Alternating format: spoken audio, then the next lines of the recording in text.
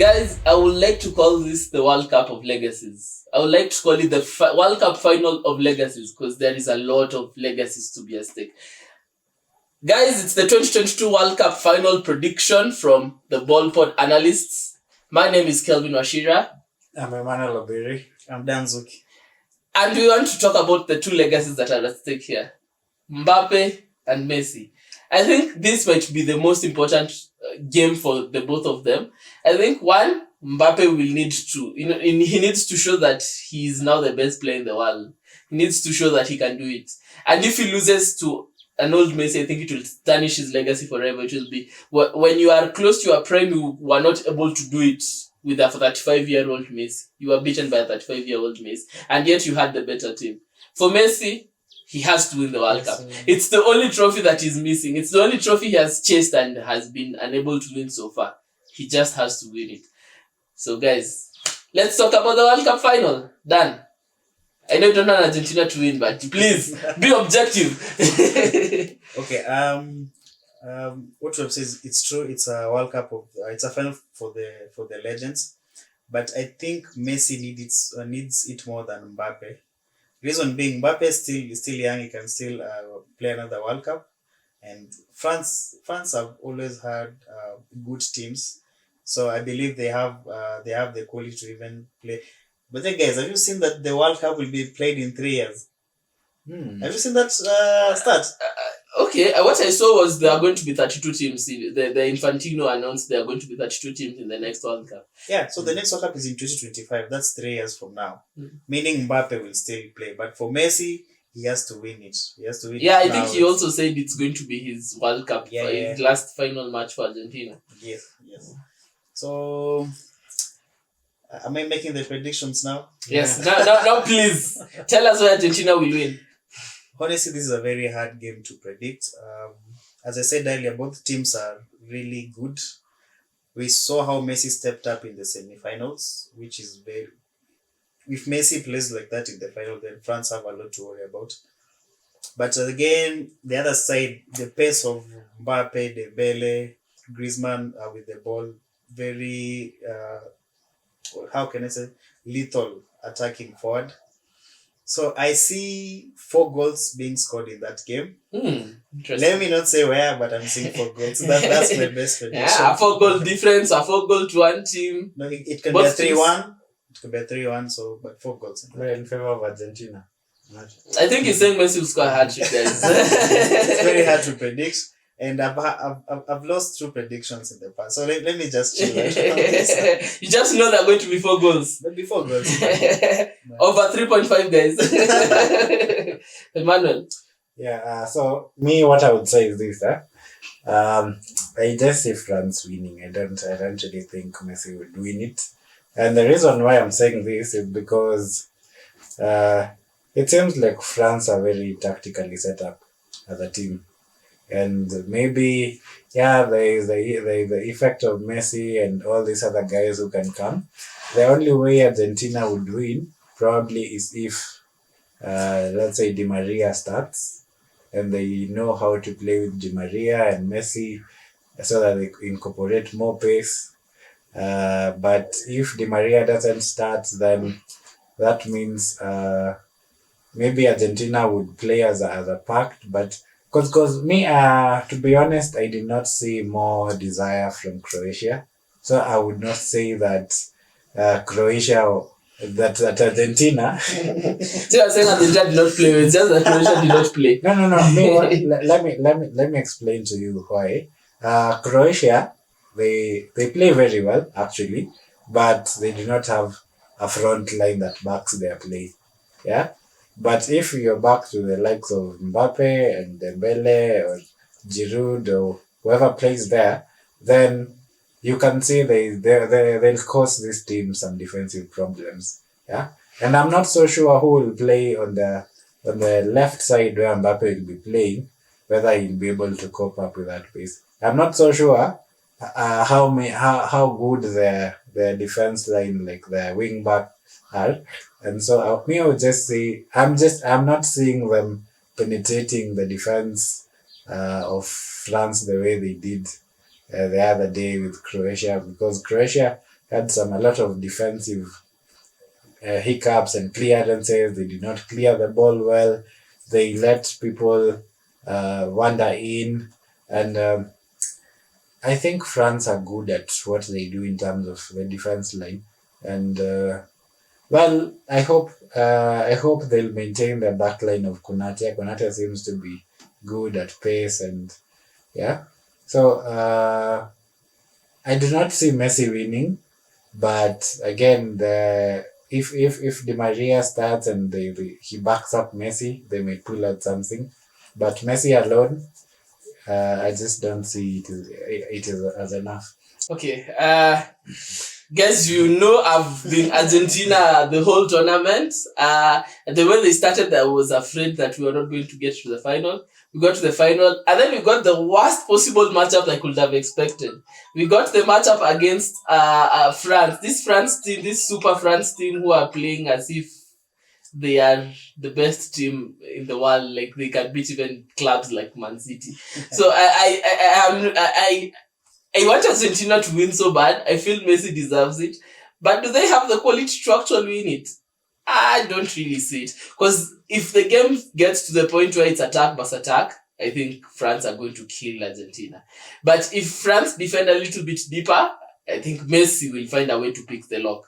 Because if France are just too passive in their press. Yes, they don't defend well in the backline, but we only need one magical pass from Messi. And Alvarez has shown this World Cup he's going to be very clinical. So it's a game of very fine margins. I really want Argentina to win so badly. I want Messi to add this World Cup to his collection.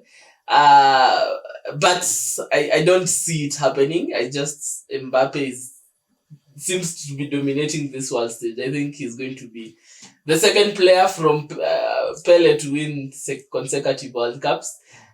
Too bad, because Messi has really tried. He has tried, but I don't see it. I don't see it happening.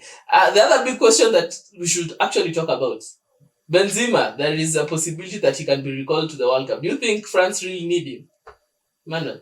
Well, it depends on how fit Benzema is as a player, whether he has recovered fully and whether we can say he has picked some momentum, which I do not see because he hasn't been playing for the World Cup, and so it will be a very big mess to say that he has some let's say some momentum to help them go pick it.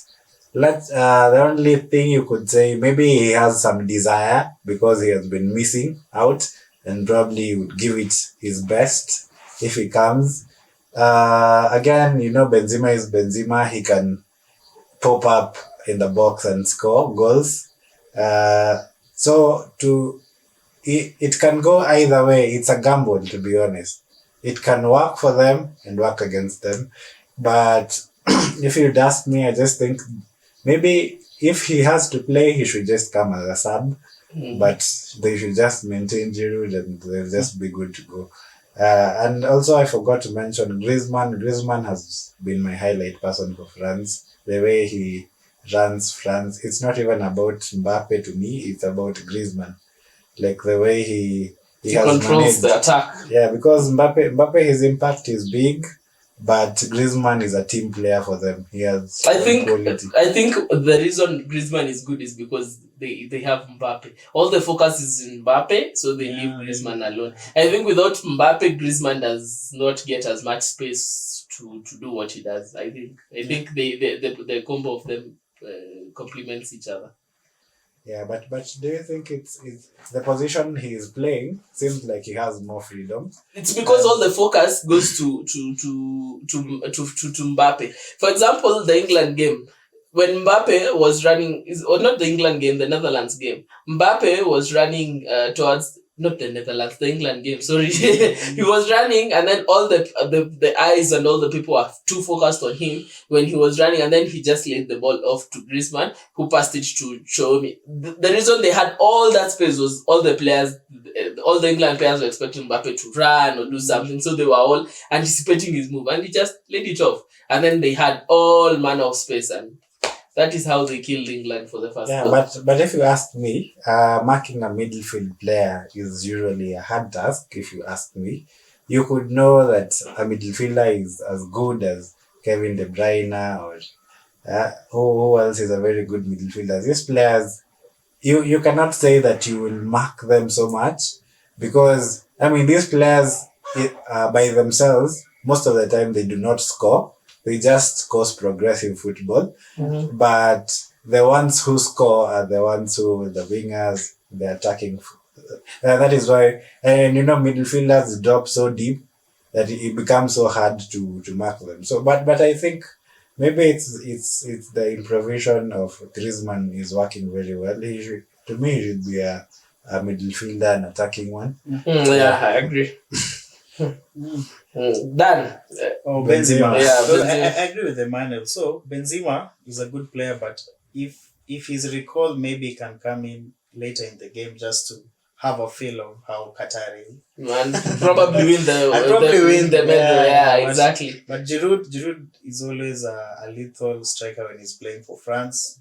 He really needs to, and also he has the experience. I think he's more composed for this game. Yeah. So he perfectly fits for that position more than any other player at this moment. Yeah, as I said at the start of this World Cup, I said Giroud is the focal point of that whole France attack. Without Giroud there, the France attack usually looks disjointed because I think Giroud remains as the focal point, but Benzema will want to come to the midfield or try to receive the ball, which I think affects the France dynamics a little bit.